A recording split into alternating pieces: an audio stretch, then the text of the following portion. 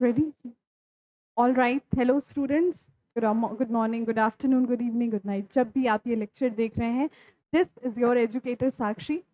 आज हम unit 1 company law का यूनिट 1 जो कि हमारे बैच में कंप्लीट हो गया है, खत्म हो गया है, उसको सॉल्व करेंगे। उससे रिलेटेड एमसीक्यूज देखते हैं मैक्सिमम हमारे पास आज कितने एमसीक्यूज हैं और अपने टाइम फ्रेम में हम कितने एमसीक्यूज कवर कर पाते हैं। बट फॉर डेफिनेटली कम से कम 50 एमसीक्यूज हम लेकर आए हैं आपके लिए इस यूनिट से। जितनी भी इंपॉर्टेंट चीज़ें हैं, जो भी हमारे पीवाईक्यूज में जो ट्रेंड देखा गया है, उस ट्रेंड को फॉलो करते हुए कॉर्पोरेट अकाउंटिंग में आपने पहली यूनिट, जिन बच्चों ने बैच खरीदा है उनको एहसास होगा, पहली यूनिट में हमने लगभग 20 लेक्चर किए। तो पहली यूनिट से सबसे ज़्यादा सवाल आते हैं कॉर्पोरेट अकाउंटिंग 1 में, सॉरी कंपनी लॉ 1 में, और उसमें हमने लगभग 20 लेक्चर्स किए हैं। और इन जितने भी लेक्चर्स किए हैं आज के एमसीक्यू में हम ये सारा कुछ कवर करेंगे। So with that being said, this is your educator Sakshi और शुरू करते हैं हम आज अपने एमसीक्यूज़ की क्लास के साथ। जो बच्चे मेरे साथ वाईटी पे जुड़े हैं, मेक श्योर आप जाएं, हमारा बैच खरीदें, क्योंकि इस एमसीक्यू को लगाने के लिए बेहद ज़रूरी है कि आप मेरे उन 20 लेक्चर्स को पहले देख लें। और ये MCQs PYQ plus expected questions को लेकर हमने बनाए हैं, यानी इनके बियॉन्ड यूनिट 1 में कुछ पूछेगा ऐसा असंभव है, असंभव टाइप का है। अब यहाँ पे मैं गारंटी तो नहीं लूंगी। सो विद दैट बीइंग सेड, सबसे पहला सवाल, और जिन बच्चों ने बैच कर रखा है उनके लिए ये हलवा होने वाला है, जिन्होंने नहीं किया है उनको एहसास होने वाला है कि बैच लेना कितना जरूरी है। पहला सवाल आप सबकी स्क्रीन पे, कितने मेंबर्स के द्वारा मेमोरेंडम ऑफ एसोसिएशन एक पब्लिक कंपनी का साइन किया जाना चाहिए? बोलो। Very good, 7। 7 मेंबर्स के द्वारा ये मेमोरेंडम साइन की जानी चाहिए, तो जल्दी से टिक कर लीजिए, आपका सही ऑप्शन है 7। आप लोग आज बस लेक्चर पे ध्यान देना, ठीक है, बिकॉज ये सब कर चुके हैं आप, right? All right, this is our promotional batch students. जैसा कि आप देख सकते हैं, बीकॉम थर्ड सेमेस्टर की क्लासेस टारगेट पे शुरू हो गई हैं आपकी एक्सपर्ट फैकल्टीज के साथ। It's me Sakshi over there, Simran ma'am और सर। ये बैच आपको 600 में मिलेगा और 600 में सारे सब्जेक्ट्स की coverage along with the DPP solutions, 24/7 doubt clearance, notes, PDF, lectures and what not. तो जाइए अपनी तैयारी मात्र 600 में एक पूरा सेमेस्टर कवर करिए एक्सपर्ट फैकल्टीज और काफ़ी फिनोमिनल और प्रोफाउंड गाइडेंस के साथ। एक आर्टिकुलेट सब्जेक्ट मटेरियल हमने तैयार किया है आपके लिए, जो कि पूरी तरह से सिंक्रोनाइज्ड है, क्रोनोलॉजी में है, ताकि किसी भी स्टूडेंट को इस बैच के अलावा और कोई मेहनत ना करनी पड़े, क्योंकि आपकी मेहनत हम लोग इधर हमारी टीम कर रही है। तो I hope this is very clear for you guys. And yeah the next question, are we ready? Start करें। दूसरा सवाल कह रहा है, वही था पब्लिक कंपनी, ये आ गया है प्राइवेट कंपनी। कह रहा है कि प्राइवेट कंपनी के मेंबर्स द्वारा कितने एमओए, कितने प्राइवेट मेंबर्स करेंगे? 2? श्योर? 2? Okay great. तो the correct answer over here is 2। यानी पब्लिक कंपनी में जो मेमोरेंडम होते हैं, सब्सक्राइबर्स होते हैं एमओए के, वो 7 होते हैं, मगर वही एमओए में जब प्राइवेट कंपनी की हम बात करते हैं तो वो कितने हो जाते हैं? 2 हो जाते हैं, ठीक है। चलिए moving on to the next question. All right भाई, इसके लिए तो हमारे जिन स्टूडेंट्स ने किया है क्लास वही बता पाएंगे। एंड बताओ भी, in the appointment of directors dash form is to be filled. आपको मैंने आईएनसी फॉर्म के बारे में बताया था, बोलो। आईएनसी का कौन सा फॉर्म फिल करेंगे हम? जब हमारे जो डायरेक्टर्स हैं उनकी अपॉइंटमेंट के लिए हमें पेटिशन या एप्लीकेशन देना होता है रजिस्ट्रार ऑफ कंपनीज के लिए।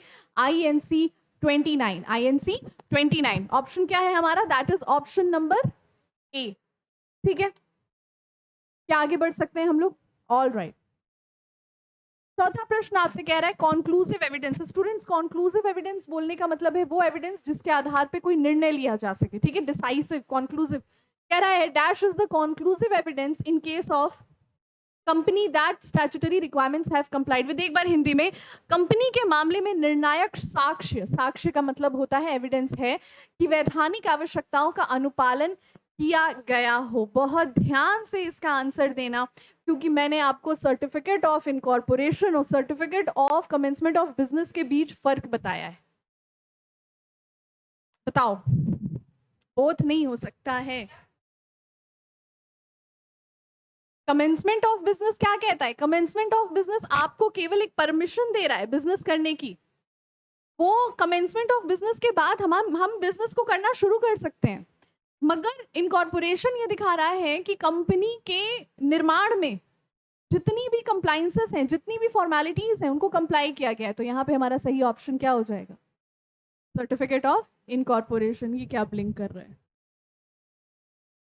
Certificate of incorporation, option number A, mark करो इसको। आगे बढ़े। 5वां प्रश्न, प्राइवेट कंपनी अपना बिजनेस कौन से सर्टिफिकेट के तुरंत बाद शुरू कर सकती है? बहुत सोच के आंसर देना। प्राइवेट कंपनी अपना बिजनेस कौन से सर्टिफिकेट के बाद शुरू कर सकती है? क्या मैंने कभी बताया कि प्राइवेट नहीं चाहिए होता है? प्राइवेट कंपनी को कमेंसमेंट ऑफ बिजनेस का सर्टिफिकेट लगता ही नहीं है। हम अगर लेना चाहें तो ठीक है, मगर ऐसा कोई प्रावधान नहीं है जो कहता है कि बिना कमेंसमेंट ऑफ बिजनेस के नहीं। Private company only requires the certificate of incorporation. बात सही है? तो यहाँ पे प्राइवेट कंपनी को इनकॉर्पोरेशन का सर्टिफिकेट मिलने के बाद ही वो अपना व्यापार शुरू कर सकता है, फॉर द सिंपल रीजन क्योंकि हमारे में पब्लिक का पैसा इन्वेस्ट नहीं है। तो अगर पब्लिक का पैसा इन्वेस्ट नहीं है तो सरकार को भी उतनी पड़ी नहीं है यार, जो करना है करो, बस इलीगल काम नहीं करना। चलते हैं हम छठे प्रश्न की तरफ। ये जो पहला छठा प्रश्न, पब्लिक कंपनी, बहुत ध्यान से, पब्लिक कंपनी अपना व्यापार कब शुरू कर सकती है? इनकॉर्पोरेशन के बाद या कमेंसमेंट के बाद? कमेंसमेंट के बाद। अभी कुछ देर पहले बोला कि इनकॉर्पोरेशन तो ये दिखाता है कि हमारी कंपनी ने हर नियम कानून को फॉलो किया है, मगर कमेंसमेंट ये दिखाता है कि अब हमारी संस्था वाजिब है, वैलिड है कि वो बिजनेस को कंडक्ट कर सके। ठीक है, तो यहाँ पे हमारा आंसर हो जाता है कमेंसमेंट। ये जो पहले 5 प्रश्न हमने देखे, 6 प्रश्न देखे स्टूडेंट्स, ये 6 प्रश्न मुख्य रूप से पहले चैप्टर के 2 लेक्चर्स जो मैंने कवर कराए थे। पहला चैप्टर भी पूरा नहीं है ये, पहले चैप्टर के 2 लेक्चर्स में से करवाया है। ये बहुत इंपॉर्टेंट जो लेक्चर्स थे, उनमें से कितना कुछ पूछ सकता है मेरे अकॉर्डिंग, मेरे एक्सपीरियंस के अकॉर्डिंग ये 6 प्रश्न they will definitely make to the question paper. Alright, ये है। अब आर्टिकल्स ऑफ एसोसिएशन की लेक्चर जो मैंने ली है वहां से उठाया है मैंने। ठीक है, क्रोनोलॉजी देखिएगा स्टूडेंट्स, क्रोनोलॉजी इंपॉर्टेंस के बेसिस पे है। हालांकि कहने को ये 5वां चैप्टर था, पर मैं 5वां चैप्टर इधर क्यों ले आई? क्योंकि मुझे लग रहा है कि ये जो चीजें जिस सीक्वेंस में इंपॉर्टेंस अपनी दिखा रही हैं, मैं उसी चीज में, उस सीक्वेंस में लेके चल रही हूँ। सवाल आपसे कह रहा है, the doctrine of indoor management is an dash to the doctrine of constructive notice. यानी इंडोर प्रबंधन का जो सिद्धांत होता है वो रचनात्मक सूचना का एक सिद्धांत है। देखो, 2 तरह की नोटिस पढ़ाई है मैंने, और मैंने आपको क्या बोला था स्टूडेंट्स, हमारे पास जो इंडोर मैनेजमेंट है 1956 का कंपनी एक्ट उस पर जोर देता था। कंस्ट्रक्टिव नोटिस उसी का मॉडिफिकेशन है, उसी का एक्सपेंशन है, यानी कि विस्तार है, यानी कि एक्सटेंशन है। Are we good? आगे बढ़ सकते हैं? All right.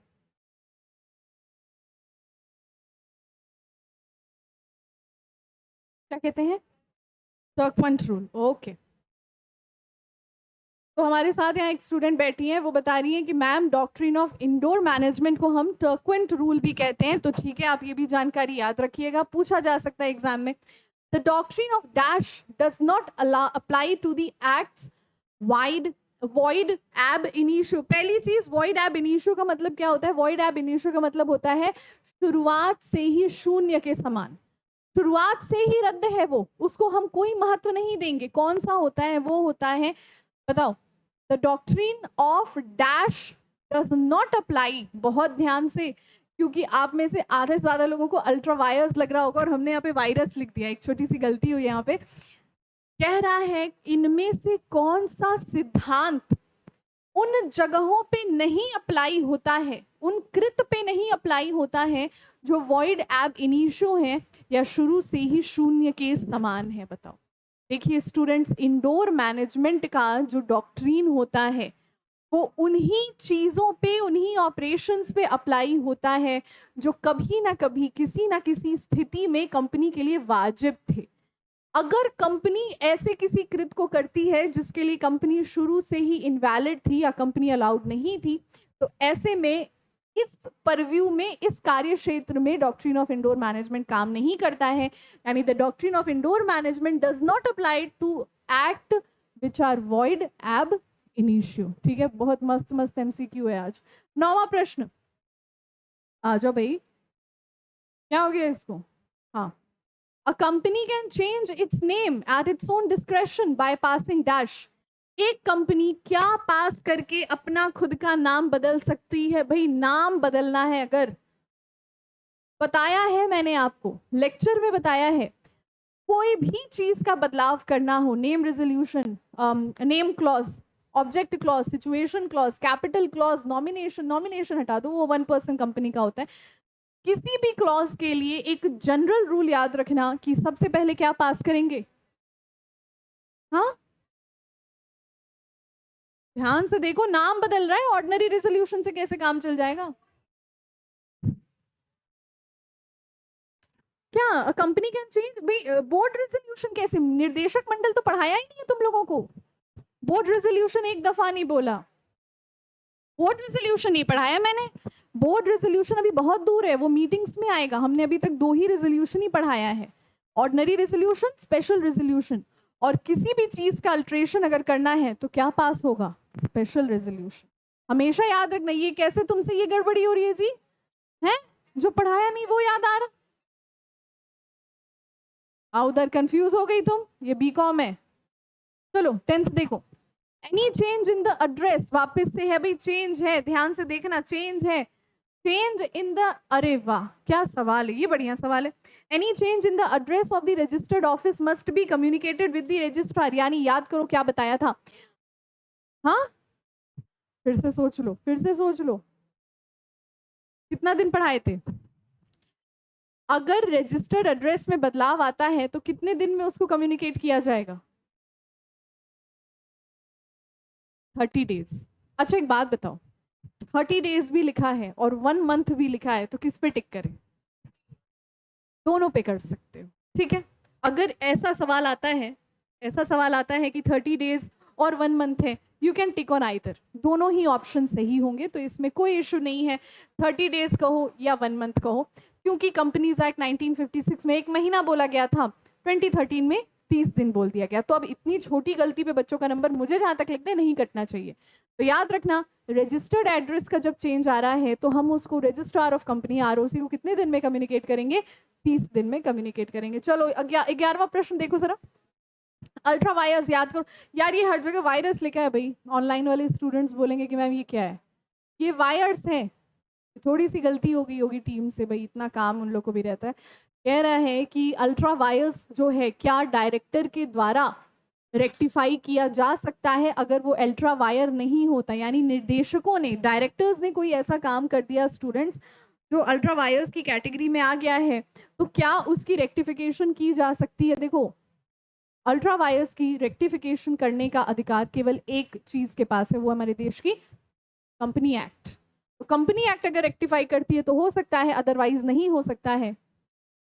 Option number C, companies act. 12वां कह रहा है the lending of funds ultra vires, comma, the company has no rights. यानी अल्ट्रा वायर्स तरीके से अगर धन उधार लिया है, कंपनी ने अगर कोई ऐसा काम करके धन उधार लिया है जिसके जो कंपनी को अलाउड नहीं था, जो कंपनी को नहीं करना था, तो फिर ऐसे केसेस में क्या किया जा सकता है? ऐसे केसेस में कंपनी को, मतलब कंपनी को एक ऐसे स्रोत से, एक ऐसे सोर्स से धन ना लेने का अधिकार है। धन नहीं लेना है, कौन मना कर रहा है? कि अगर तुमने बोल के रखा है कि हम केवल शेयर राइज करेंगे, तुम डिबेंचर नहीं रेज कर सकते। तुम अगर डिबेंचर रेज करोगे वो अल्ट्रा वायर्स हो जाएगा। ये कौन बोल रही है? कंपनीज एक्ट बोल रहा है। तो यही बोल रहा है कि अल्ट्रा वायर्स के तहत यदि कोई कंपनी ऐसे किसी जरिए से धन ले रही है जिसके लिए वो अलाउड नहीं है, तो पेनलाइज कौन करेगा? पेनल्टी कौन लगाएगा? The answer is company act penalty लगाएगी। ठीक है, आते हैं, देखते हैं 13वां प्रश्न हमारा।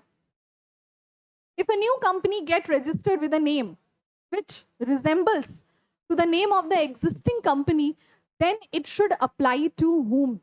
Wow, lovely. क्या कहा गया है? सबसे पहली चीज बताओ, क्या ये संभव है? कह रहा है if a new company gets registered with a name that resembles to the name of the existing company, then it should apply to both. क्या हमारी जो कंपनी है किसी एग्जिस्टिंग कंपनी के नाम से, मिलते जुलते नाम से रजिस्टर हो सकती है? नहीं हो सकती, मैंने पढ़ाया है आपको। वो एग्जिस्टिंग कंपनी के नाम से हो ही नहीं सकती। अगर रिलायंस एक चल रहा है, हम रिलायंस नाम से एक और कंपनी खोल देंगे। जब हम जाएंगे सेबी के पास, सेबी ही उधर मना कर देगा कि भाई ये क्या नाटक लगा हुआ, ऑलरेडी एक रिलायंस है और तुम उसकी गुडविल का फायदा उठा रहे हो। तो ऑटोमेटिकली आंसर क्या हो जाएगा? None of the above. और आप रीजन भी जानते हो, क्योंकि ये नेम क्लॉज के सेक्शन के तहत अलाउड ही नहीं है कि हम किसी एग्जिस्टिंग कंपनी के नाम से मिलता जुलता नाम रख लें। बात समझ में आई? चलो, सारा कुछ लेक्चर में कवर किया। ये क्या लिखा है देखो, companies are now allotted a dash in addition with their number, CIN companies identification number. जिस प्रकार कॉर्पोरेट आइडेंटिफिकेशन नंबर, जिस प्रकार आप सबका एक आधार कार्ड है और उस आधार कार्ड का नंबर है, ठीक उसी तरह हमारी कंपनी भी है और उस कंपनी का भी एक नंबर है, जो क्या है, हर कंपनी के लिए यूनिक है, which is the corporate identification number. Okay, are we good? आगे बढ़ सकते हैं स्टूडेंट्स। देखिए 15वां प्रश्न कह रहा है, in how many days did the company have it's registered office after incorporation. यानी कि कंपनी को कितने दिन की मोहलत दी जाती है कि कंपनी अपना एक रजिस्टर्ड ऑफिस खड़ा कर ले? बोलो। इनकॉर्पोरेशन के 30 दिन तक, याद करो पढ़ाया है स्टूडेंट्स, 30 दिन तक, जहां पे मैं डेज का फिनोमेना आपको पढ़ा रही थी, तो 30 दिन तक कंपनी को अपना रजिस्टर्ड ऑफिस का एड्रेस फुल प्रूफ डिटेल में दे देना चाहिए। Are we good? आगे बढ़े। ऑल राइट, जल्दी जल्दी चल रहे क्योंकि प्रश्न बहुत ज्यादा है हमारे पास। ये मैंने लेक्चर में कवर किया है या नहीं ये मुझे याद नहीं आ रहा है। मैंने क्योंकि लेक्चर में केवल चुनिंदा सेक्शंस आपको पढ़ाए हैं ताकि आप कंफ्यूज ना हो, पर ये सेक्शन क्योंकि I think this will make it to the question paper, इस वजह से आज इसको मैं ले रही हूँ। क्या लिखा है कि कंपनी एक्ट के किस सेक्शन के तहत कंपनी अगर अपने मुख्य उद्देश्य से भटक जाती है तो हमारे देश की न्यायालय, चाहे वो उच्च न्यायालय हो चाहे वो सुप्रीम कोर्ट हो, कंपनी को बंद हो जाने का आदेश दे सकती है, वाइंडिंग अप का आदेश दे सकती है। स्टूडेंट्स, ये सवाल मैंने नहीं पढ़ाया है, ये अभी खैर हमारे पास ये लेक्चर, ये टॉपिक ही नहीं आया, ये वाइंडिंग अप में आता है। मगर क्योंकि कंपनी लॉ 1 के पेपर में ये देखने मिला, जो कि कंपनी लॉ 1 में है भी नहीं, मगर पेपर में पूछा गया था, तो मुझे लगा कि ठीक है बता देना सही है, इसी बहाने यूट्यूब के स्टूडेंट्स भी जान जाएंगे। सेक्शन 433F के तहत यदि कोई कोर्ट पाती है कि कंपनी अपने दिए गए ध्येय से, उचित ऑब्जेक्टिव से भटक रही है, तो उस कंपनी को बंद कर दिया जाना चाहिए। 433F section number D, sorry option number D. आगे बढ़ते हैं, 17वां प्रश्न देखेंगे। In case of forgery act, forgery का मतलब क्या होता है? फॉर्जरी का मतलब होता है धोखाधड़ी, जालसाजी। Forgery act done in the name of the company are, मतलब कंपनी के नाम पे यदि कोई गलत काम किया गया है, यदि कोई फोर्जरी एक्ट किया गया है, तो वॉइड एब इनिशियो है, शुरुआत से ही वो इनवैलिड है। अरे मान लो किसी को मेरा साइन बनाने आ गया और किसी ने किसी ऐसे कॉन्ट्रैक्ट पे साइन कर दिया जिसमें कुछ इलीगल लिखा हुआ है, तो क्या सरकार कानून मुझे पकड़ के ले? अरे नहीं भाई, मेरी साइन बैंकों में चलती है, मेरी साइन मेरे कॉलेज में चलती है, मेरे ऑफिस में चलती है, तो इट इज वेरी इजी, ऐसे ऐसे टेढ़ा टेढ़ा लिखो, ऐसे की ऐसे चाय बन जाती है मेरी साइन। तो क्या ऐसे किसी भी कॉन्ट्रैक्ट पे फिर क्या मेरी साइन अगर है तो मुझे पुलिस उठा ले? The answer is no. यदि वो व्यक्ति ही प्रमाणित नहीं है, यदि वो व्यक्ति का साइन ही नहीं है, तो फिर आप व्यक्ति को लायबल कैसे ठहरा सकते हैं? पूछताछ के लिए आपको ले जा सकती है पुलिस, उसमें कोई दिक्कत नहीं है, बट आप कहो कि आपको आरोपी घोषित करके आप पे सारी सजाएं और सारे सेक्शंस लगा दिए जाए, ऐसा नहीं होता है। तो the answer is void ab initio, यानी शुरू से ही शून्य के समान है। 18वां प्रश्न, signature on memorandum and articles should be done by dash number of persons in case of public company। बोलो, हमेशा याद रखना, पब्लिक कंपनी में जब भी पूछा जाए मेंबर्स मेंबर्स मेंबर्स मेंबर्स, एक ट्रिक है 7। पब्लिक कंपनी में अगर मेंबर का जिक्र है कहीं और ऑप्शन में 7 दिख रहा है, तुम्हें नहीं याद है कि तुमने क्या पढ़ा था, 7 पे टिक मार दो, ठीक है? तो यहाँ पे भी 7।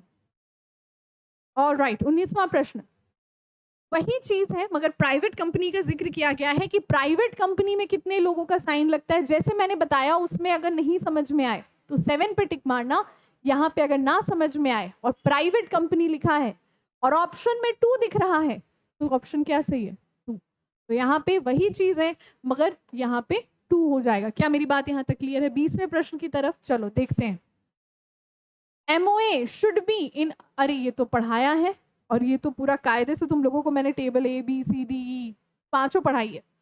कह रहा है आपसे MOA should be in form dash in case of company limited by shares. याद करो मैंने बताया था हमारे देश में जो कंपनी होती है लिमिटेड बाय शेयर्स, उसका मेमोरेंडम का जो फॉर्म होना चाहिए, जो फॉर्मेट होना चाहिए, वो क्या होता है, टेबल बी में होता है। जो शेयर्स से लिमिटेड नहीं होते हैं वो टेबल सी में होता है। जो गारंटी से लिमिटेड होते हैं टेबल डी में होता है। जो गारंटी से जो अनलिमिटेड होती है टेबल ई में होता है। तो बोला था स्टूडेंट्स हमारे इंडिया में टेबल ई का कोई इस्तेमाल नहीं है, क्योंकि हमारे इंडिया में अनलिमिटेड कंपनीज तो बनाई ही नहीं जा सकती। तो करेक्ट ऑप्शन यहाँ पे क्या है, टेबल बी, तालिका बी। सॉरी, 21वां प्रश्न देखिएगा, memorandum of association should be in form dash in case of company limited by guarantee not having share capital. अभी अभी तो डिस्कस करते करते मैं बोल गई, यानी कि आई थिंक पता नहीं क्यों इतनी छींक आ रही, आती नहीं है जनरली। गारंटी द्वारा सीमित कंपनी का जो MOA होता है वो किस फॉर्म में भरा जाता है, किस फॉर्म में उसको किया जाता है। द आंसर इज, अभी क्या बोला, टेबल सी। टेबल सी गारंटी का काम करती है। तो हमारे लिए यहाँ पे क्या सही आंसर है, 22। अरे ये तो पूरा वही पूछ दिया, अब बताओ वो टेबल क्या होगा, यहाँ तो खुद बताओ, वो बी था, ये सी था, डी होगा। मतलब ऐसी कंपनी जिसका गारंटी है टेबल डी, और वो जो अनलिमिटेड था शायद अगला प्रश्न वही हो।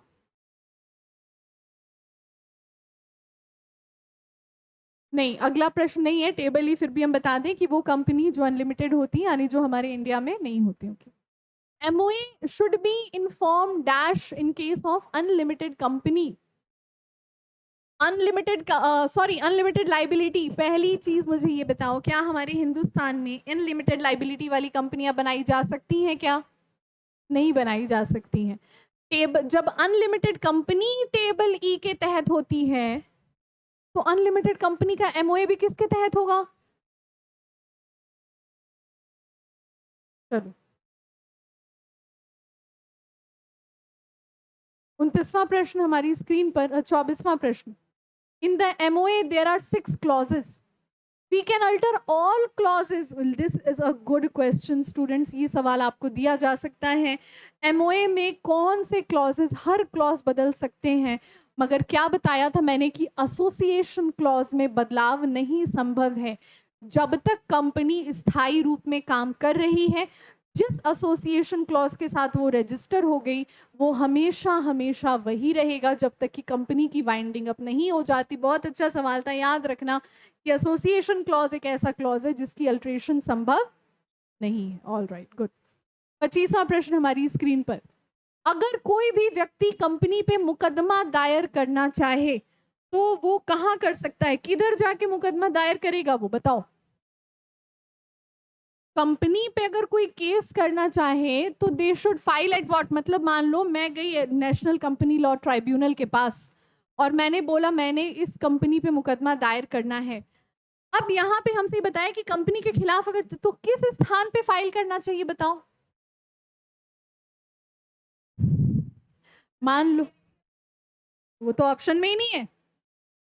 सुनो ध्यान से, सवाल को समझो। मान लो मेरी कंपनी है, एक ब्रांच झारखंड में है, एक महाराष्ट्र में है, एक यूपी में है। यूपी वाला ब्रांच जो है ना वो रजिस्टर्ड है हमारा, वो रजिस्टर्ड ब्रांच है हमारा। अब हमारे जो महाराष्ट्र और झारखंड में है हमारा ब्रांच, वो ब्रांच ऑफिस है। अगर किसी को मेरी कंपनी पे मुकदमा दायर करना है तो उसको कौन सी न्यायालय, कौन से स्टेट की न्यायालय के तहत करना होगा? यूपी में, जहां पे हमारा रजिस्टर ऑफिस है। बात समझ में आई? तो यहाँ पे क्या सही ऑप्शन है? देखा, सवाल से बात करना सीखो। ये कॉमन सेंस वाली चीज थी, ये मैंने पढ़ाया नहीं है, ये कॉमन सेंस वाली चीज थी भाई। फॉर एग्जाम्पल, अगर आपके घर कोई प्रोडक्ट डिलीवर कर रहा है तो वापस भी कहाँ से ले जाएगा? आपके घर से ना। आप ऑफिस में बैठे हैं, आप कॉलेज में बैठे, वहां थोड़ी आएगा, वो आपके घर ही से लेकर जाएगा। तो जहां पे कंपनी का रजिस्टर्ड ऑफिस है, वहीं के न्यायालय, वहीं की जुरिस्डिक्शन के तहत हम कंपनी के रजिस्टर्ड ऑफिस को कंपनी के केस को फाइल कर सकते हैं जहां पे रजिस्टर्ड ऑफिस हो। ठीक है, बढ़िया प्रश्न था ये, क्योंकि सवाल आसान था, पूछने का तरीका बहुत अलग था इसका। अब बताओ, जो हमारी कंपनी होती है उसका जो रजिस्टर्ड एड्रेस होता है कि कंपनी एग्जैक्टली कहाँ पर सिचुएटेड है। ध्यान से देखना, अच्छा प्रश्न है, ये भी बहुत अच्छा प्रश्न है। इनफैक्ट ऐसे प्रश्न आएंगे, यही होता है, बच्चों को लगता है हम तो सब सही करके आए थे, ये मार्क्स कटा तो कटा कहाँ। एड्रेस लिखा है, पहली चीज दिमाग में एमओए आएगी। यार सिचुएशन क्लॉज तो पढ़ा है, तब जरा दिमाग लगाओ। सिचुएशन क्लॉज में मैंने बताया था वो कैपिटल लिखना है, वो राज्य लिखना है जहां पे कंपनी है। महाराष्ट्र में है तो महाराष्ट्र लिखना, मध्य प्रदेश में है तो एमपी लिखना, यूपी में है तो यूपी लिखना। एड्रेस, रजिस्टर्ड एड्रेस की जानकारी कहाँ होती है? Articles of association. अच्छा प्रश्न है ना इस बार? मजा आ रहा है ना लगाने में? अभी तक लग रहा था सब आ रहा है, अब लग रहा है बाप रे कितना ट्रिक, दिमाग घूम जा रहा है ना, तभी तो ऐसा प्रश्न लेकर आए हम। चलिए अगला प्रश्न, विच of the following does not need an MOA? क्या ऐसा कुछ मैंने पढ़ाया है क्या? इनमें से किनको मेमोरेंडम ऑफ एसोसिएशन की जरूरत ही नहीं होती है? बोलो भाई बोलो। मेमोरेंडम ऑफ एसोसिएशन कभी कभी क्वेश्चन को लगाने का तरीका होता है ऑड वन आउट। मैं अगर आपकी जगह होती तो ये सवाल मुझे भी परेशान कर देता कि यार टीचर ने तो कुछ ऐसा पढ़ाया ही नहीं कि एमओए नहीं लगेगा। पर थोड़ा सा रिवाइंड करना अपने दिमाग के रील को, याद आएगा कि मैम ने पब्लिक में भी एमओए पढ़ाया था, प्राइवेट में भी एमओए पढ़ाया था, गवर्नमेंट में भी एमओए पढ़ाया था, स्टैट्यूटरी में उन्होंने ये बताया था कि आईसीएआई स्टैट्यूटरी है, आईसीएसआई स्टैट्यूटरी है, आरबीआई स्टैट्यूटरी कंपनी है। पर ये तो नहीं बताया था कि आईसीएसआई का भी एमओए होता है, आईसीएआई का भी एमओए होता है। आंसर नहीं आ रहा है मुझे एज अ स्टूडेंट, बट मुझे पता है कि क्या सही नहीं है, उससे मुझे पता चल जाएगा कि क्या सही है। तो सही नहीं क्या है? ये तीन चीजें। तो जाहिर तौर पे सही क्या होगा? जो स्टैट्यूटरी कंपनी। कभी किसी को बोलते सुना कि आईसीआई का मेमोरेंडम पढ़ के आई मैं आज मैं आईसीएस, आज तो मैंने आरबीआई का एमओए पढ़ा है, पूछ दो मेरे। नहीं, for the very simple reason students कि यहाँ पे पब्लिक का पैसा नहीं चाहिए हमें। आईसीआई अपने स्टूडेंट से पैसा लेता है, वो भी उनको एजुकेशन देने के लिए। आपसे पैसा वो ले रहा है ताकि वो स्टडी मटेरियल दे सके, सही बात है ना? तो ऑलवेज रिमेंबर, बड़ा अच्छा प्रश्न था ये प्रश्न ऐसे पेपर में फेंक देता, परेशान हो जाते, ये क्या है, ये क्या नौटंकी है। हाँ एक चीज और याद रखना, गुड, स्टैट्यूटरी कॉर्पोरेशन बोले या स्टैट्यूटरी कंपनी बोले, बात की। Alright great. 28वां प्रश्न कह रहा है अ कंपनी, ये देखो अभी ये तो सही तुम्हें बताना ही पड़ेगा, अभी अभी थोड़ी देर पहले हिंट दिया। A company can change it's name by passing ordinary special, ये सी तो हो नहीं सकता है। एक मिनट एक मिनट एक मिनट, रिवाइंड जाओ। क्या किसी सिनेरियो में मैंने आपको ये पढ़ाया है कि कंपनी ऑर्डिनरी रेजोल्यूशन भी पास कर सकती है? याद करो, नाम चेंज करने को मैंने बताया था, हमेशा चेंज स्पेशल। थोड़ा सा कंफ्यूज करेंगे हम, कंफ्यूज हो जाओगे आप लोग। देखो कुछ ऐसे प्रावधान, कुछ ऐसे केसेस होते हैं, मैं बता भी रही हूँ वो कौन सा केस है। वो वाला केस है जहां पे कोर्ट से ऑर्डर मिल जाए नाम बदलने को, तब तुम स्पेशल रेजोल्यूशन का वेट नहीं करोगे, तब तुम नॉर्मल ऑर्डिनरी रेजोल्यूशन भी फॉर्मेलिटी के लिए पास करा रहे हो। कोर्ट से जब ऑर्डर मिलता है नाम चेंज करने का, तब वहां पे कोई भी रेजोल्यूशन चलेगा, कोई भी, क्योंकि करना ही है, कुछ नहीं कर सकते। सुप्रीम कोर्ट ने बोला है नाम बदलने को, क्या कर लोगे? देश में जंगल में रह के शेर से बैर नहीं ना करोगे। तो यहाँ पे बताओ आंसर क्या होना चाहिए? सी वाला ऑप्शन दिया हुआ है, अगर सी वाला ऑप्शन नहीं दिया होता तो स्पेशल रेजोल्यूशन पे टिक करके आगे बढ़ जाते, जैसे एक सवाल में किए हैं। मगर सी वाला ऑप्शन क्या बोल रहा है? या तो ऑर्डिनरी कर लीजिए या स्पेशल कर लीजिए। सही और एक बहुत सही में से चुनना है। तुम कंफ्यूज हो रहे हो युवराज, देखो ये वाला ऑप्शन दे रखा है ना तुमको, उस सवाल में ये ऑप्शन नहीं था, उस सवाल में ये ऑप्शन नहीं था। जो सवाल हमने लगाया था क्या उसमें ये ऑप्शन था? नहीं, इसमें ये ऑप्शन है। और हमको क्या बोला है कि कंपनी अपना नाम कैसे बदल सकती है? तो हमें पता है कि 5 केसेस हमने पढ़े थे, जिसमें से एक इसीलिए बोला था सारे लेक्चर्स का रिवीजन करके आना, क्योंकि मैंने लेक्चर से ही एमसीक्यू बनाए हैं। पता चल गया अभी मेरे को कितनी पढ़ाई हुई है। 20 ही लेक्चर है ना, एमसीक्यू भी उसी हिसाब से है। तो सुनो, अगर यहाँ पे ये सी वाला नहीं होता तो स्पेशल रेजोल्यूशन रटवा दिया है तुम लोगों को, बट क्योंकि ये दिया है, और एक केस याद आएगा, 5 तरह से नाम बदलते थे, जहां पे कोर्ट के आदेश पे नाम बदलता था वहां पे ऑर्डिनरी रेजोल्यूशन पास हो रहा था, अन्यथा हर जगह मैंने हर क्लॉज के लिए मैंने क्या बोला था, स्पेशल रेजोल्यूशन। तो यहाँ पे नहीं स्पेसिफाई किया है कि किस, बस बोला है अगर नाम चेंज हो रहा है तो वो भी तो आएगा ना उसी में, कोर्ट का आदेश भी तो आएगा ना उसी में। तो क्या हो गया, दोनों सी हो गया। और ये ऑप्शन अगर नहीं होता तब क्या था, बी था। जब ये ऑप्शन ही नहीं है तो बी है। यूट्यूब पे लेक्चर अपलोड होने से पहले, मुझे लग रहा है आजकल में लेक्चर अपलोड हो जाएगा, 2x पे करके वीडियोस देख लेना। तो जब यूट्यूब पे पड़ेगा तब तुम्हें लगेगा कि यार इतना आसान था, उस दिन क्लास में आंसर क्यों नहीं कर पा रहे थे हम। अभी देखो 29वां प्रश्न, अल्ट्रा वायर्स क्या, चलो फाइनली एक एक जगह तो वायर्स की स्पेलिंग सही मिली हमें। बताओ भाई, अल्ट्रा वायर्स एक्ट का क्या मतलब होता है, बियॉन्ड द पावर।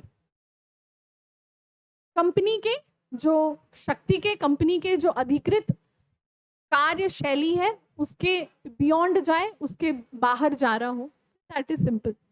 30वां प्रश्न, बोलो भाई बोलो, ये तुम लोगों को करवाया था मेरे ख्याल से, अल्ट्रा वायर्स में रटवाया था।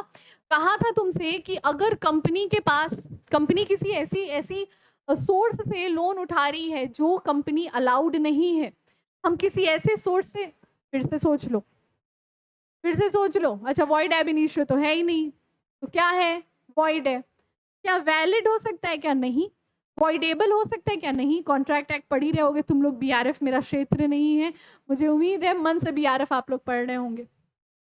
मेरा क्षेत्र है बीआरएफ, मेरा क्षेत्र है बीआरएफ, पर मुझे पढ़ाने की अभी प्रिविलेज नहीं मिली।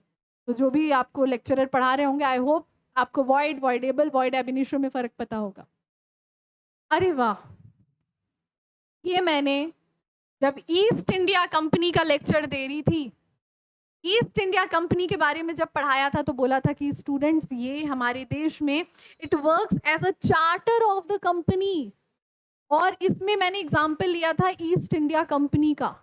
इसको चार्टर्ड कंपनी भी कहते थे, चार्टर को हिंदी में बताया था फरमान, जो किसी फरमान के तहत कंपनी बनाई जा रही हो उसी को हम क्या कहते हैं, चार्टर्ड कंपनी।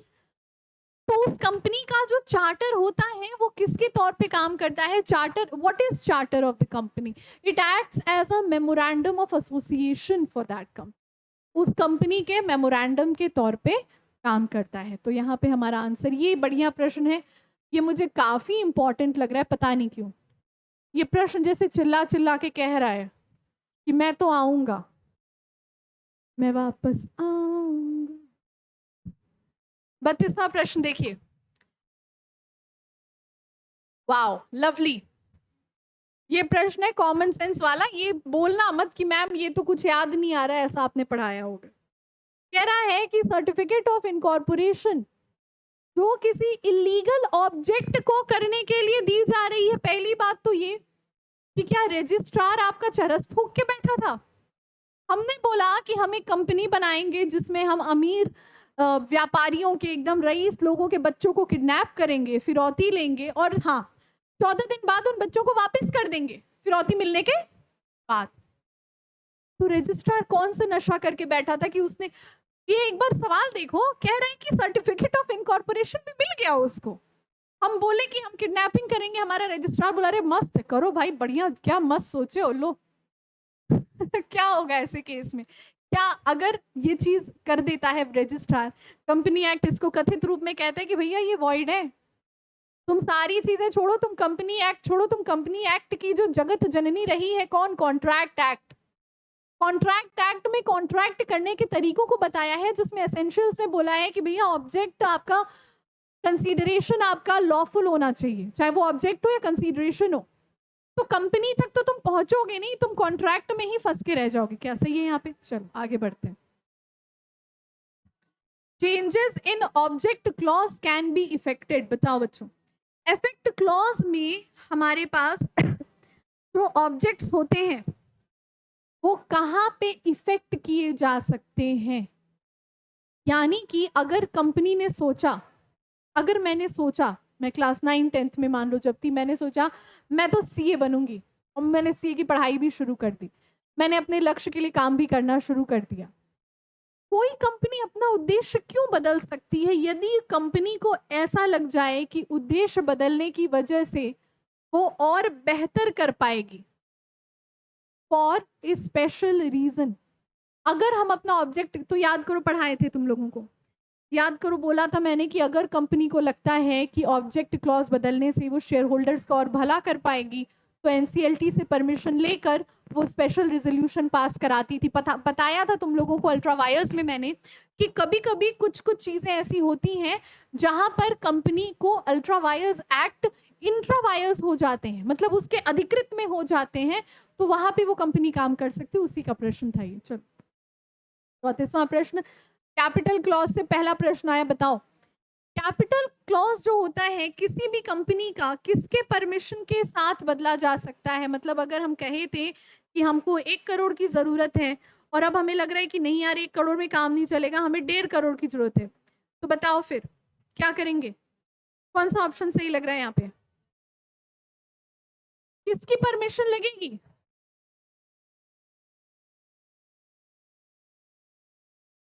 और कुछ?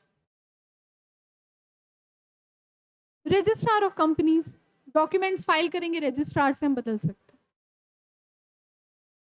ये सब तो इजी है, ये सब कर ले जाओगे। मजा आ रहा है ट्रिक क्वेश्चन में? अरे वाह, ट्रिक क्वेश्चन आ गया, देखो अभी याद ही कर रहे थे इसको। कह रहा है आपसे ऐसा डॉक्ट्रिन जो कहता है कि कंपनी जो जो बोली वो काम तो कर ही रही है ना, कम से कम उसको काम करने के कार्यकलाप की तो आजादी दे दो। इंडोर मैनेजमेंट कि कंपनी के इंटरनल वर्किंग में क्या हो रहा है यहाँ पर किसी शेयर होल्डर को हस्तक्षेप करने की कोई जरूरत नहीं है।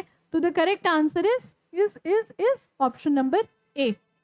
Are we good students? आगे बढ़ सकते हैं। चलो, dash conceives the idea of business, ये तो पता होना चाहिए। प्रमोटर्स के चैप्टर में पहली बात ही मैंने बोली थी कि पहले पहल जिसके दिमाग में एक आइडिया आ गया कि एक ऐसी कंपनी होनी चाहिए जो ये बिजनेस करे, उसका ये नाम हो, इस तरह से वो प्रोसीड करे, वो कंपनी का क्या होता है? प्रमोटर होता है, कंपनी का जनक है वो। अगर महिला है तो भी कंपनी की जनक ही कहलाएगी। राष्ट्रपति अगर महिला होती तो उनको राष्ट्रपत्नी तो नहीं ना कहते हो? कहे हो कभी युवराज ये हमारे देश की राष्ट्रपत्नी है? All right. 37वां प्रश्न कह रहा है डैश स्टैंड्स इन दी फिड्यूशरी। फिड्यूशरी का क्या मतलब होता है? फिड्यूशरी का मतलब होता है विश्वास का रिश्ता। जैसे आप और आपके माँ बाप में एक विश्वास का रिश्ता एग्जिस्ट करता है, कंपनी के लिए एक विश्वास का प्रमोटर्स में पढ़ाया था कि कंपनी एग्जिस्टेंस में नहीं आई है, वो संस्था, एक बच्चा जो पैदा नहीं हुआ रहता है अपने माँ के गर्भ में होता है, तब भी उस बच्चे को एक भरोसा होता है। एक बच्चा जब पैदा हो जाता है, वो बच्चे से बड़ा होता है, उसको पता है कि उसकी माँ जो सिखाएगी उसको वो सही ही सिखाएगी। वो फिड्यूशरी रिलेशनशिप, अगर माँ ने बच्चे को बता दी कि बाबू किसी का सुनना मत, कोई कुछ बोले कट्टा निकालो खत्म करो कहानी उधर ही, उसको लगेगा वो सही है। उसको कभी नहीं एहसास होगा कि उसको जो सिखाया गया है वो मानव रूप में कितना गलत है, मार्मिक रूप से उसको एक गुनाह करना सिखाया गया है। तो ठीक उसी तरह कंपनी की माँ, कंपनी का जनक, अभी मैंने बोला कंपनी का जनक कौन है? प्रमोटर। प्रमोटर जिस दिशा में ले जाए कंपनी उस दिशा में जाएगी। ठीक है, तो the correct answer is promoter. क्या हम यहाँ तक सही है? Are we good till here? आगे बढ़ते हैं। मैं सवाल तो बहुत लाई थी मगर सोचा था कम से कम 50 करा दूं, हो लग रहा है मुझे 50 हो जाने चाहिए। Dash are the contracts entered, ये तो पढ़ाया था, ये तो रटवाया था। अगर इसमें तुम लोगों की दिक्कत हुई तो मैं बताऊंगी अच्छे से। बोलो, ऐसे कौन से कॉन्ट्रैक्ट्स होते हैं जो कंपनी के द्वारा, कंपनी के बिहाफ पे प्रमोटर के द्वारा एंटर किए जाते हैं और उनको प्रोस्पेक्टस में दिखाया जाता है? थोड़ी सी हेल्प कर दूं, प्रेलिमिनरी कॉन्ट्रैक्ट्स नहीं है वो। वेरी गुड, क्या पढ़े थे ये लेक्चर? ठीक है, so 38 का D is our correct answer. 39th प्रश्न देखते हैं, contracts made after incorporation but before the, अरे बताओ, ये बताओ, बहुत ध्यान से बताना, ये दोनों, अच्छा इसके, ये इससे पहले वाला जो प्रश्न कराए हैं ना, और ये भी, वो कॉन्ट्रैक्ट जो कंपनी के एग्जिस्टेंस से पहले रहे वो प्रोविजनल बन गए और प्री इनकॉर्पोरेशन बन गए। इनकॉर्पोरेशन के बाद हुए मगर कमेंसमेंट के बाद हुए प्रेलिमिनरी। देखो कितनी अच्छी बात है, हमें ये दो सवाल से दोनों के बीच का डिफरेंस पता चल गया कि जो कंपनी के इनकॉर्पोरेशन से भी पहले हो गए वो क्या हो गए, या तो प्रोविजनल कहलाए या प्री इनकॉर्पोरेशन कहलाए। अभी बीकॉम फाइनल ईयर वाले जो 5th सेमेस्टर वाले बच्चे, अभी उनको यही पढ़ा रहे थे हम, प्री इनकॉर्पोरेशन। और जो इनकॉर्पोरेशन के बाद और कमेंसमेंट ऑफ बिजनेस से पहले हुए वो क्या कहलाए, प्रेलिमिनरी कहलाए। ठीक है, प्रेलिमिनरी पहले प्रोनाउंस करना 10 बार घर जाके, प्रीली प्रीली प्रीली करते हैं बच्चे। 40वां प्रश्न देखेंगे स्टूडेंट्स, अभी बताया प्री इनकॉर्पोरेशन यानी इनकॉर्पोरेशन से पहले के कॉन्ट्रैक्ट क्या कहलाते हैं। देखो ये वाला जो कॉन्ट्रैक्ट था ये तो आफ्टर है, प्रेलिमिनरी तो आफ्टर है, ये पढ़ाए थे ना प्रोविजनल और प्री इनकॉर्पोरेशन। ये बताओ क्या लीगल इलीगल पढ़ाए हैं, नहीं। प्रेलिमिनरी तो आफ्टर है ना, तो प्री क्या जाएगा, प्रोविजनल। वही पिछला वाला सवाल था, अलग लैंग्वेज करके बोला था। 41वां प्रश्न देखो, हाँ जी, a public can borrow money, एक पब्लिक पैसा कब उठा सकती है। एक पब्लिक कंपनी पैसा कब उठाएगी स्टूडेंट्स, पैसा तो वो तब उठाएगी ना कमेंसमेंट करना हो, और कमेंसमेंट वो तब करेगी जब उसको कमेंसमेंट का सर्टिफिकेट प्राप्त हो, यानी डी वाला, after obtaining certificate of commencement of business. ठीक है, चलो। और 42वां प्रश्न, a private company can borrow fund. देखो प्राइवेट कंपनी है वो कभी भी पब्लिक से, हाँ पब्लिक से पैसा तो उठाएगी नहीं, उसके अपने ही फंड्स होने हैं, तो एक बार उसने सर्टिफिकेट ऑफ इनकॉर्पोरेशन को ऑब्टेन कर लिया तो वो पैसे उठा सकती है। ए वाला 43वां प्रश्न कह रहा है, प्रमोटर कौन सा व्यक्ति होता है। Promoter is a person who, कौन है प्रमोटर, वो व्यक्ति जो कंपनी के, ये तो सारी चीजें सही हैं, हो सकता है ये जो पहली 3 चीजें हैं ये मे बी वाला केस है। हो सकता है प्रमोटर हो सकता है मेरी कंपनियों में डायरेक्टर बनूं, हो सकता है मैं अपने डैड को या अपने मॉम को बोल दूं कि आप डायरेक्टर बन जाओ, मुझे ऐसा लग रहा है कि मुझे कुछ टैक्स की बचत हो जाएगी, या मुझे ऐसा लग रहा है कि क्योंकि हो सकता है मेरे डैड या मॉम अभी स्लैब रेट में नहीं आते हैं टैक्स के, तो टैक्स उनको कम, whatever.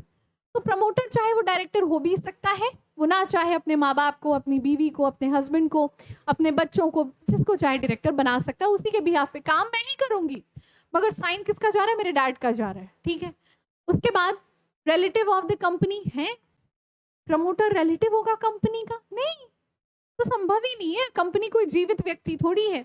Well-wisher of the company, company में काम कर रहा हर व्यक्ति जो कंपनी से किसी ना किसी तरह से धन अर्जित कर रहा है वो कंपनी का शुभ चिंतक है। सबसे वाजिब सवाल क्या है कि वो व्यक्ति है जिसके बिना कंपनी का इनकॉर्पोरेशन ही संभव नहीं होता। ठीक है, 44वां प्रश्न, इनमें से कौन सा स्टेटमेंट अगर प्रोस्पेक्टस में अनट्रू हुआ, मतलब प्रोस्पेक्टस में कही गई अगर कोई बात गलत हुई तो कौन लोग कंपनी पे मुकदमा दर्ज कर सकते हैं। इंपॉर्टेंट है स्टूडेंट, याद रखना, सेकेंडरी मार्केट यानी जिस मार्केट में हम लोग डील करते हैं ऐप वगैरह के जरिए, क्या हम कभी प्रोस्पेक्टस पढ़ने बैठे हैं आज तक किसी कंपनी का, नहीं। शेयर अच्छा कर रहा है, ब्रोकर बोला अरे सर डाल दीजिए पैसा, रिटर्न अच्छा आएगा तो हम डील कर लेंगे। मगर प्राइमरी मार्केट वो मार्केट होता है जहाँ पे व्यक्ति डॉक्यूमेंट्स को पढ़ता भी है, और डॉक्यूमेंट में कही गई अगर कोई बात झूठ भी निकलती है तो उस डॉक्यूमेंट को, ये क्वेश्चन ही हिल जा रहा है, उस डॉक्यूमेंट पे वो मुकदमा भी दर्ज कर सकता है। तो प्राथमिक बाजार का यदि कोई शेयर होल्डर कहता है तो मुकदमा दर्ज हो सकता है। 45वां प्रश्न कह रहा है, प्रोस्पेक्टस का डेफिनेशन, प्रोस्पेक्टस के बारे में कौन से सेक्शन के तहत बात की गई थी, बताओ, पढ़ाया है आप लोगों को। प्रोस्पेक्टस का जो चैप्टर था उसमें बताया था सेक्शन 2 सबसेक्शन 36, अगर नहीं याद है तो याद कर लो। प्रमोटर्स का सेक्शन सबसे इंपॉर्टेंट है, उसके बाद प्रोस्पेक्टस का है। 46वां प्रश्न, 4 प्रश्न और करेंगे। इनमें से कौन सी संस्था प्रोस्पेक्टस इशू करने के लिए रिक्वायर्ड नहीं होती है? मतलब संस्था कब, सुन लो, संस्था कब प्रोस्पेक्टस इशू करने के लिए रिक्वायर्ड नहीं होती है? प्राइवेट कंपनी, क्या प्राइवेट कंपनी पब्लिक से पैसा मंगा रही है? क्या राइट इशू में हम कोई नए शेयर होल्डर्स मंगा रहे हैं? या क्या स्वेट इक्विटी में? किसी भी स्थिति में नहीं कर रहे हैं। तो यानी ये सारे ही केसेस में हमें प्रोस्पेक्टस की आवश्यकता नहीं होती है। ठीक है। 43वां प्रश्न, dash are the prospectus issued instead of full prospectus. अभी ये कुछ दिन पहले का लेक्चर है, मैंने बताया था प्राइवेट कंपनी को प्रोस्पेक्टस की जरूरत नहीं होती, मगर फॉर्मेलिटी के लिए एक प्रोस्पेक्टस उनको दायर करना पड़ता है आरओसी के साथ। उसको अब्रिज्ड अडॉप्टेड सिखाया था ना, संक्षिप्त है, लिखा लिखाया फॉर्मेट है, बस अपनी डिटेल्स भरना है। तो ये क्या कहलाएगा आपका? अब्रिज्ड प्रोस्पेक्टस। 48वां प्रश्न, इनमें से which of the following has a right to claim compensation for any loss due to misstatement in prospectus. मतलब अगर प्रोस्पेक्टस में मिस स्टेटमेंट किया गया है और उस मिस स्टेटमेंट से, उस गलती से कोई इन्वेस्टर प्रभावित हो गया है, तो हमें ये बताइए वो इन्वेस्टर कौन होगा? प्राइमरी मार्केट वाले ही पढ़ते हैं और प्राइमरी मार्केट वालों को ही हम रिलीफ देंगे, डैमेजेस कंपनसेशन जो भी देना हो। डैश ईयर्स ऑफ इम्प्रिजनमेंट, अगर प्रोस्पेक्टस में कही गई बात गलत हुई, अगर प्रोस्पेक्टस में कही गई बात गलत हुई तो कितने साल का जेल हो सकता है? हमको बताओ। 2 साल की जेल हो जाएगी। इसलिए प्रोस्पेक्टस बहुत सोच के बनाना, और आज तक प्रोस्पेक्टस गलत होने पे किसी को जेल हुई नहीं है। ठीक है, जुर्माना लगता है, जितना भी देखा है मैंने जुर्माना लगता है। और अंतिम सवाल आज का, विच what is the liability not delivering that can be impose for statement in in lieu of prospectus. मतलब याद करो क्या बताए थे, 10,000 पर डे जब तक 1 लाख। अच्छा, इम्प्रिजनमेंट भी है, हाँ बस ठीक है, सी वाला इम्प्रिजनमेंट वाला तो अभी पहले ही पढ़े थे कि अगर प्रोस्पेक्टस में कही गई बात गलत है तो 10,000 फाइन पर डे का लगता है और 2 साल का जेल हो सकता है। तो इसी के साथ स्टूडेंट्स हमने खत्म किए 50 सवाल, और आप जब बैच में जुड़ेंगे और भी सवाल ये पीडीएफ बैच वाले जो बच्चे हैं उनके लिए अपलोड कर दिया जाएगा, क्योंकि इसमें और भी सवाल हैं जो आपको होमवर्क में करने हैं। इंपॉर्टेंट जितने सवाल थे वो मैंने आपको करवा दिए। जाइए जल्दी से बैच खरीदिए और अपनी तैयारी टारगेट गुरुकुल के साथ और मेरे साथ निश्चित करिए कि आपका सीजीपीए कम से कम 9 तक, कम से कम 9 तक तो डेफिनेटली पहुंच जाए। मिलूंगी मैं आपसे आपके अगले लेक्चर में। Till then do take very good care of yourselves and yeah I will see you guys in the next one. Thank you very much.